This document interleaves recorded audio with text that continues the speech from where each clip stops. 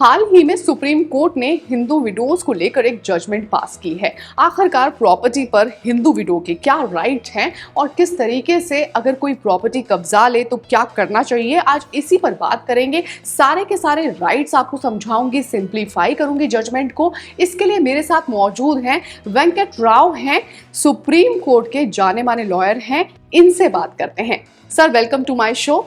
नमस्कार sir, supreme court ने एक जजमेंट पास की है। इस जजमेंट के हिसाब से जो ऑनरशिप राइट्स हैं वो हस्बैंड की डेथ के बाद जो हैं वो हिंदू विडो के एंटाइटलमेंट राइट्स क्या हो सकते हैं और क्या है जजमेंट, थोड़ा सा समझाइए। कोई भी हिंदू लेडी हैं, हिंदू विडो हैं खास करके, या हिंदू लेडी हैं, उनको कोई अगर प्रॉपर्टी मिलता है, चाहे विरासत में मिले या किसी और तरीके से मिले, वो एब्सोल्यूट ओनर माना जाए, यानी कि वो पूरा मालिकाना हक उसका उनका होना चाहिए। उसमें कुछ ऐसा है कि अब एक्विजिशन कई तरीके से हो सकता है कि यानी कि कोई आपके हस्बैंड हो, उनका सेल्फ एक्वायर्ड प्रॉपर्टी आपके नाम पे आ जाए, या कुछ HUF यानी कि कोई जॉइंट प्रॉपर्टीज हो जो हेरिडिटरीली उनके पास प्रॉपर्टी हो, जिनमें वो हकदार हों और वो आप उनके रहते या उनके बाद जो है आपके पास एक्वायर हो सकता है, या किसी तरीके से आपने कहीं से ख़रीदा हो, या कोई डिक्री या ऑर्डर या अवार्ड के ज़रिए आपके पास आया हो।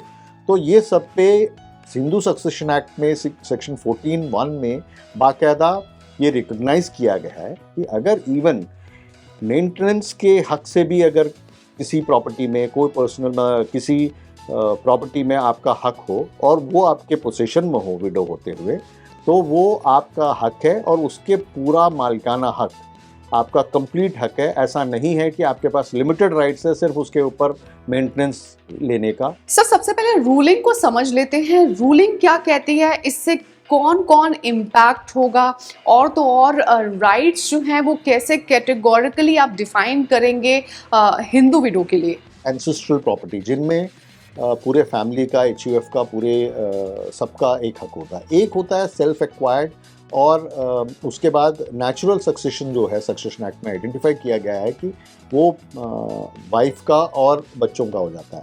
जो ये जजमेंट आया है उसमें फ़र्क मेजर ये है कि इवन अगर एंसेस्ट्रल प्रॉपर्टी भी हो तो उसमें भी, यानी कि अगर कोई कई चाचा मामा और हस्बैंड के ब्रदर्स भी हों, उनके और तरीके के भी कोई रिलेशंस हो और वो प्रॉपर्टी सबका हो, उसमें भी ये रिकग्नाइज किया गया है कि जो शेयर है विडो का वो अपना खुद का शेयर है। मैं बहुत सिंप्लीफाइड तरीके से बता रहा हूँ, और उसमें मालिकाना हक है। ये नहीं है कि कोई लिमिटेड राइट्स है कि भाई मेंटेनेंस के लिए, वो फ़र्क है इसमें। अब जहाँ तक नॉर्मल कोर्स में आप प्रॉपर्टी अगर सेल्फ एक्वायर्ड है, नेचुरली इंडियन सक्सेशन एक्ट के हिसाब से जो लिस्ट ऑफ सक्सेसर्स है वो बच्चे, including now of course section 6 के ज़रिए इवन बेटी को भी उसमें इक्वली हक रहेगा उस प्रॉपर्टी में, और वो प्रॉपर्टी विडो एंड उनके बच्चों पे बटे। तो वो जो सेक्शन 14 में लिमिटेड राइट्स की जगह फुल ओनरशिप की बात कही गई है, वो आज रीइंफोर्स हो गया है, फिर से क्लियर किया गया है कि नहीं, वो लिमिटेड राइट्स नहीं है कि सिर्फ मेंटेनेंस उनको मिलता रहे। ये एक हस्बैंड की रिस्पॉन्सिबिलिटी है मेंटेनेंस प्रोवाइड करना। इसका मतलब ये नहीं है कि सिर्फ मेंटेनेंस तक की बाकी लोग जो मतलब विडो के हस्बैंड के जो बाकी परिवार वाले हैं, यानी कि उनके बाकी ब्रदर्स हों या जो भी उस प्रॉपर्टी पे हक अपना जनाना चाहते हैं, और वो ये कहना चाह रहे हैं कि देखिए मालिकाना हक तो हम लोगों का है, इनको तो सिर्फ मेंटेनेंस देना है और कोई नहीं है। तो कोर्ट्स ने ये फर्दर क्लियर कर दिया है कि भाई नथिंग डूइंग, ये मालिकाना हक उस विडो का भी उतना ही है जितना वो उनके हस्बैंड का था। सर, क्या क्या डॉक्यूमेंट्स की ज़रूरत पड़ेगी अगर जो विडो है पीछे से, किस तरीके से वो अपनी इस लड़ाई को लड़े, थोड़ा सा ये भी समझाइए। देखिए, सबसे पहली बात तो उनको नेचुरली विडो हैं तो उनको जो भी डॉक्यूमेंट्स और एसेट्स हैं उनका जितना इन्फॉर्मेशन उनके पास अवेलेबल हो, मीनिंग टाइटल डॉक्यूमेंट्स जो भी उनके पास अवेलेबल हो, जो कुछ रसीदें कुछ उनके नाम पे हो वो अवेलेबल हो, और अगर उस पर्टिकुलर प्रॉपर्टी में जैसे उनके कोई अगर रेंटल इनकम लेते रहे उनके पति, वो अपने नाम पे जो बैंक अकाउंट्स कराएंगी या उनसे जो भी उनसे रेंट ले रही हैं उनका प्रॉपर रिसीट्स हो। और इसके अलावा अगर सक्सेशन सर्टिफिकेट्स वगैरह अगर आप ले पाएंगे डिस्ट्रिक्ट कोर्ट्स वगैरह से, तो अगर विल है तो बहुत ही अच्छी बात है।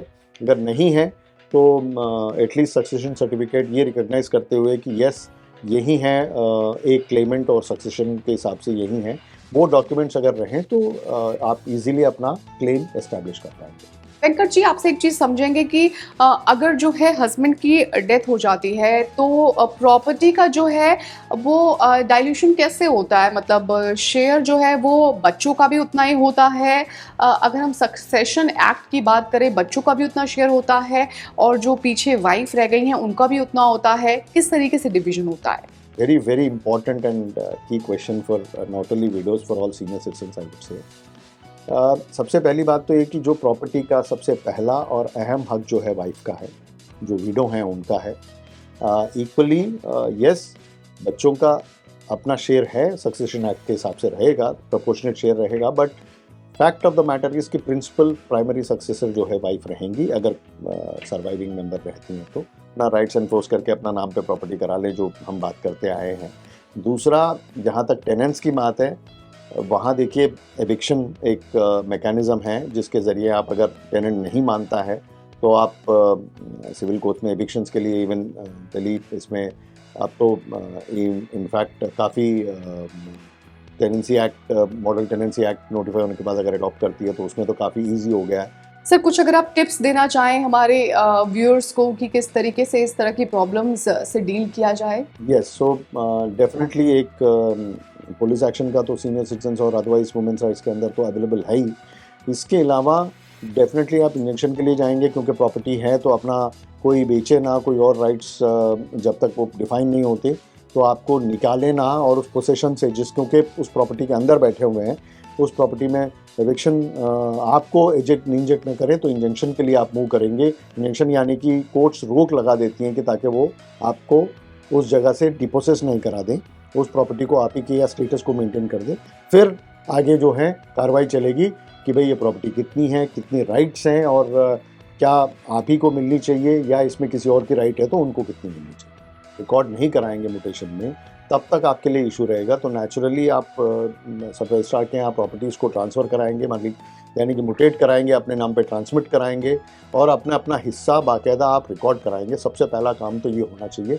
जैसे आप फॉर इंस्टेंस मैं इसको काफ़ी सिंप्लीफाई कर दूं तो बैंक अकाउंट्स में जैसा, तो कोई भी बच्चा हो या कोई भी आउटसाइडर हो, इनसाइडर हो, वो आपको इन्फ्लुएंस नहीं कर सकता। बेचने की रिक्वायरमेंट अक्सर हमने देखा है कि बच्चों की रहती है, और उसमें आप जब तक अपना हक नहीं जमाएंगे, मैं बार बार यही कह रहा हूँ, काफ़ी इन्फ्लुएंस में आके लोग विल कर जाते हैं, एनओसी दे जाते हैं और डॉक्यूमेंट साइन कर देते हैं, जिसमें बच्चों के पास एक ये आ जाता है कि तुरंत जो है उसको एनफोर्स करके अपने नाम पे करा लें या आगे भेज दें। और तो काफ़ी अच्छी आपने जानकारी दी है वेंकट जी, बहुत बहुत शुक्रिया आपका हमारे से जुड़ने के लिए।